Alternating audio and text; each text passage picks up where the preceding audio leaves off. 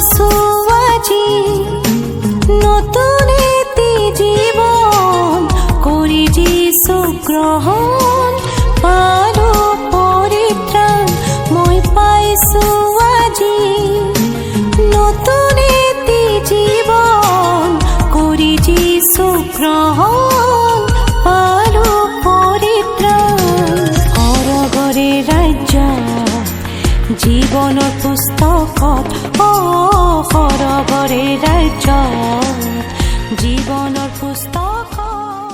মহান ত্ৰাণকৰ্তা প্ৰভু যীশু খ্ৰীষ্টৰ নামত অভিনন্দন। পবিত্ৰ বাইবেলৰ যোহনে লিখা শুভবাৰ্তা 20 অধ্যায় 31 পদত আমি এইদৰে পাওঁ, যীশু যে ঈশ্বৰৰ পুত্ৰ খ্ৰীষ্ট, ইয়াক যেন তোমালোকে বিশ্বাস কৰা আৰু বিশ্বাস কৰি তেওঁৰ নামত যেন জীৱন পোৱা, এই নিমিত্তে এইবোৰ কথা লিখা হ'ল। আমি এয়া সকলোৱে বিচাৰোঁ যে আমাৰ অতীতৰ দিনবোৰতকৈ ভৱিষ্যতৰ দিনবোৰ সুখময় হওক। কিন্তু আমাৰ সকলোৰে এটাই সমস্যা যে পৰিস্থিতিবোৰ আমাৰ চাৰিওফালে আহি থাকে আৰু আমি এইবোৰত একো ভাল হোৱা দেখা নাপাওঁ, কিন্তু পৰিস্থিতিবোৰ বেয়াৰ ফালেহে গমন কৰাটো দেখা পাওঁ।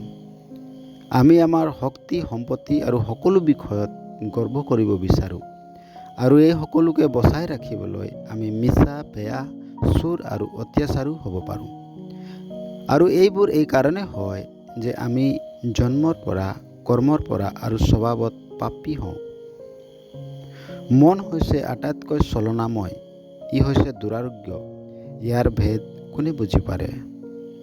ঈশ্বৰে মনক বিচাৰে আৰু হৃদয়ক পৰীক্ষা কৰে, যাৰ দ্বাৰাই প্ৰত্যেকক তেওঁবিলাকৰ আচাৰ ব্যৱহাৰ অনুসাৰে প্ৰতিফল দিব পাৰে।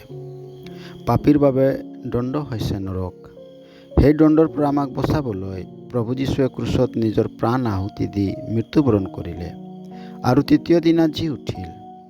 এতিয়া যিজনে এয়া বিশ্বাস কৰে যে যীশু ঈশ্বৰৰ পুত্ৰ খ্ৰীষ্ট হয়, তেন্তে সেইজনৰ পাপ ক্ষমা কৰা হয় আৰু সেইজন পৰিত্ৰাণ পায়। এইদৰে কৰিবলৈ ঈশ্বৰে আপোনাকো সহায় কৰক। ধন্যবাদ।